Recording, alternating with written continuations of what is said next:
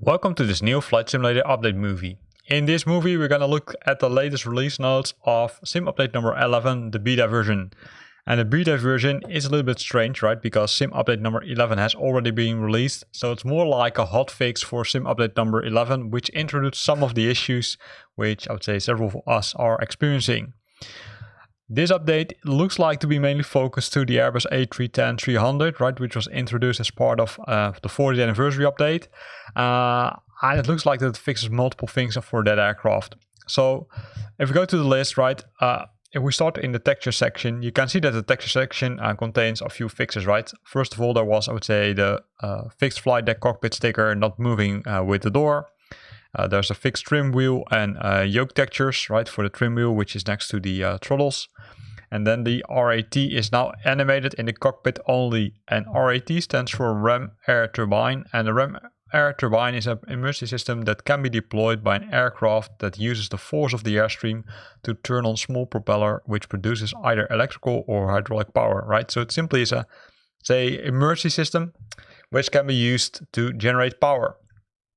Then if we go to the EFB, also known as the electronic flight bag, it fixed the OAT to return value, not presentation, with live weather, right? So the OAT stands for the outside air temperature, and that was not correctly presented when using the live weather functionality of Flight Simulator. Further on, they fixed the wind direction being filled with the VRB, which is not processable. VRB stands for variable, right? So if the wind is variable, that was not processed correctly, so they implemented a fix for that one.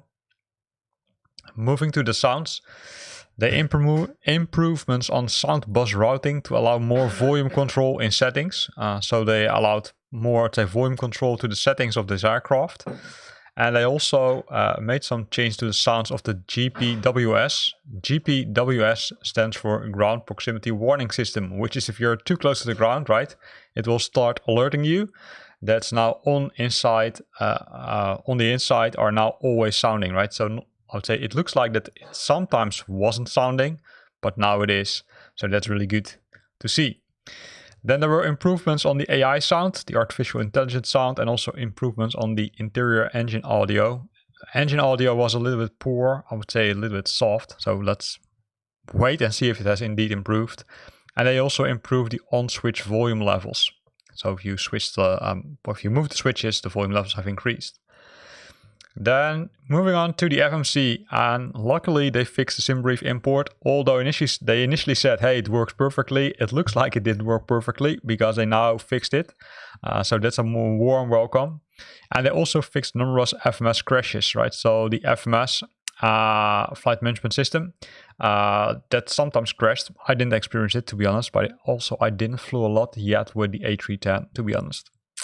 They also fixed the top of descent triggering too early, right? Top of descent sometimes is, let's say, if you're, climbing, right, then you're hitting the top of descent where you need to, start descending. That for some reason didn't work correctly. So it's now linked to the approach phase starting too early and speed limiter too early. That's now being fixed. So top of descent triggering should now be good. They also fixed the pressure system issue. Not sure what that one was. I didn't experience it, so can't say. And there's an autopilot staying connected even with less than VLS 10. And there's an option in the electronic flight bag now, which is set to on. Then the autopilot will disconnect at VLS 10, right? So here it says in the flight app, stays on even when getting below 100 knots. After takeoff, AP cannot be switched off. Cannot be switched on below 100 knots, but looks like that they fixed that piece. Also, they fixed the LW issue for Imperial, and they made a change to the magnetic variation. They added to the RMI, right? So the variation of the magnetic, they made some adjustments to that. Then they also enabled the set auto commands for the MSFS settings for TCA Airbus Quad. So if you're lucky and you've got the TCA Airbus Quad, then you now can use the joystick to switch on the auto brake, or control the auto brake, I should say. They fixed the VR frequency in the ILS box, And they made a change to the RSK waypoints to VertRef, brings up VertRef for the destination airport, right? There was a button in your flight plan, which was called the RSK, and that would bring up, I would say, an incorrect waypoint. Then last, or almost the last one, they changed the init-B. It's now saying 0 fuel weight center of gravity instead of center of gravity. That I would say ZFWCG is a more common term. And they fixed the P.heat. Not sure what they fixed for that.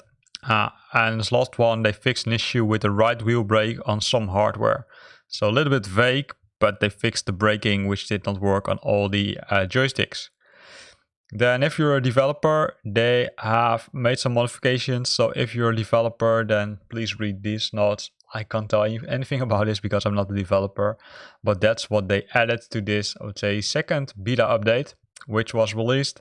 I would say it says here the 22nd of November, but I heard there were some issues where it was partially released only for the PC, but not for the Xbox and for Steam. So it's available since late last night. So have a look at it, update your flight sim if you're participating in the beta, and then start testing and provide feedback. Here ends this Flight Simulator update movie. I hope you liked it. If you liked it, then consider to use the like button. If you got questions or comments, then feel free to post them in the comment box below. And if you want to stay up to date about new videos I'm posting, then make sure that you're subscribing to my channel. Thanks for watching and see you next time.